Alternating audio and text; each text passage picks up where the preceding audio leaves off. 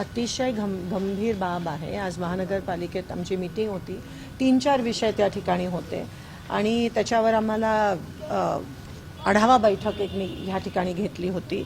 पण आता तुमच्या समोर पण काय बोलू, कारण का काही शब्दच राहिले नाहीत। एवढं या ठिकाणी महापालिका हे भ्रष्टाचाराचं केंद्र झाल्यास आढळत आहे आम्हाला। ऐन पावसाळ्यात नाला साफसफाईची कामं तो एक भाग आहे। दुसरी सर्वात महत्त्वाची गोष्ट ते नाल्यांचं काम, कन्स्ट्रक्शनचं काम होतं, त्याच्यात पण जो कॉन्ट्रॅक्टर आहे त्यांनी खूप मोठा भ्रष्टाचार केला आणि त्यालाच पुन्हा पुन्हा काम दिलं जात आहे। त्याच्यात फक्त 60% काम झालंय, उर्वरित काम झालं नाहीये आणि होणार पण नाहीये पावसाळ्यात। महानगरपालिकेने त्यासाठी काही कंटिंजन्सी, वेगळा प्लॅन, माहिती होतं पावसाळ्यापर्यंत हे काम होणार नाहीये, पण 70% आज पूर्ण शहर खोदलंय आणि ते तसंच होणार आहे। आणि खूप मोठं आज परवा जो एक पाऊस झाला त्याच्यामुळे इतकी अपदा झाली, येणाऱ्या दिवसात अजून अपदा होणार आहे। मी हे लिहून देते, कॉन्ट्रॅक्टर काम करणार नाहीये। काही कामं त्या ठिकाणी झालेत, नाले साफसफाई पण 65 ठिकाणी झालेत। उर्वरित जो मुरगी नाला असेल, शेळगी नाला असेल, मेन जे आपले चोक होणारे आहेत तिकडे नाला साफसफाई झाली नाहीये। म्हणजे तुम्ही अंदाज घेऊ शकता की येणाऱ्या पावसाळ्यात काय परिस्थिती। मग महानगरपालिका नेमकं करताय काय, मला तेच विचारायचे। तुम्ही नाला साफसफाई करत नाही आहात, तुम्ही नाल्याची उर्वरित कामं करत नाही आहात। तुम्ही म्हणताय समांतर जलवाहिनीला आम्हीच NTPCने त्यावेळेस निधी दिलेली, मुद्दामून लँड ॲक्विजिशन न करता कॉस्ट एस्केलेट झाला आणि अजूनही तुम्ही म्हणताय 4 दिवसाआड पाणी। त्यावेळेस हे रेकॉर्डवर म्हणालेले की आम्ही 2 दिवसाआड, अजूनही सोलापूर शहराला पाणी पुरवठा विस्कळीत आहे। 4-5 दिवसांनी पाणी मिळतं आणि ते पण काही ठिकाणी वेळेवर, आमच्या पूर्व भागमध्ये अजूनही वेळेवर पाणी येत नाही। आता काय कारण देत आहेत, आता कारण देत आहेत की WTP वॉटर ट्रीटमेंट प्लांट पाखणीमध्ये आहे, ती फॉरेस्टची जमीन आहे, ती फॉरेस्टची जमीन आहे। मग फॉरेस्ट आधी आपला प्लांट आहे, फॉरेस्टला आता सुचलं की ते आता त्यांच्याकडे म्हणून महापालिकेला देत नाहीत। तर फॉरेस्ट बरोबर तुमच्या किती मीटिंग झाल्या, एक पण मीटिंग झाली नाही। फॉरेस्ट बरोबर तुमच्या किती मीटिंग प्रस्तावित आहेत, एक पण मीटिंग प्रस्तावित नाही आहे। दुसरी गोष्ट, खासगी जमीन जर तुम्हाला घ्यायचं असेल WTP साठी, तर त्या खासगी जमीन घेण्यासाठी तुम्ही काय प्रक्रिया, 0।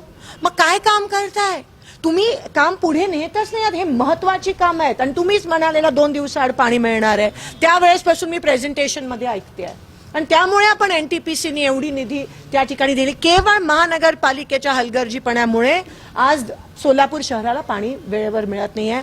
येणाऱ्या पावसाळ्यात खूप मोठे या ठिकाणी लोकांना अडचणीला सामोरं जावं लागेल, कारण का मुद्दामून महानगरपालिकेने सगळी नाला साफसफाई आणि नालाची जी उर्वरित कामं होती ती सगळी त्या ठिकाणी पेंडिंग ठेवलेत।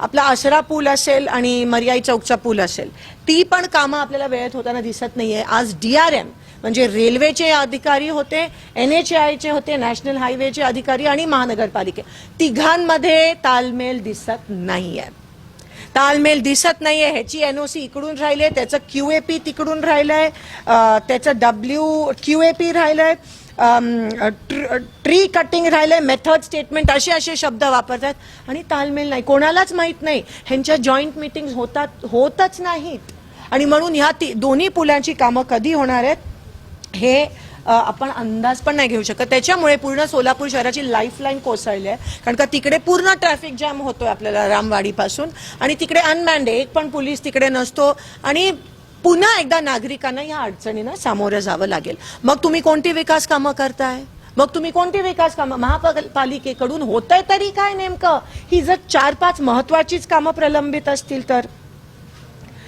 त्यानंतर आम्ही शुभ्रा आर्ट गॅलरी, आपली सोलापूरची वास्तू तुम्हाला माहिती आहे, त्यासाठी स्पेशल निधी आणलेली, मुद्दामून ते काम ठराविक लोकांनी आणलं होतं म्हणून ते काम थांबवलं, त्याची निधी लॅप झाली। मुदतवाढीसाठी एक पण पत्र महापालिकेकडून गेलं नाही, एकाची निधी लॅप झाली, एकाची निधी अजूनही आहे, 3 कोटी पडून आहे। सेटलमेंटचं ग्राउंड आपण विकसित करणार होतो, सेटलमेंटमध्ये राहणारी बरीच मुलं ही पोलीस भरतीसाठी जातात, आपण तिथे छान ग्राउंड विकसित करण्यासाठी निधी आणलेला, 3 कोटी निधी अजून प्रलंबित आहे। मुदतवाढीचं पत्र महापालिकेने अजूनही महाराष्ट्र गव्हर्नमेंटला, महाराष्ट्र शासनाला पाठवलं नाहीये, जाणून बुजून ते काम अडवलंय।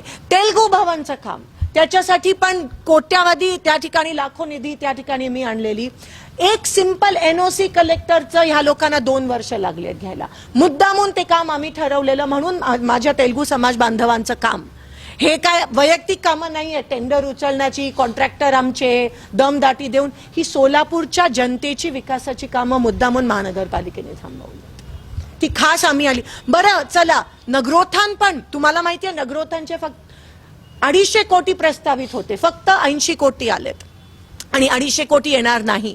महाराष्ट्र शासनाकडून है ना ठोस उत्तरं मिळत नाहीयेत.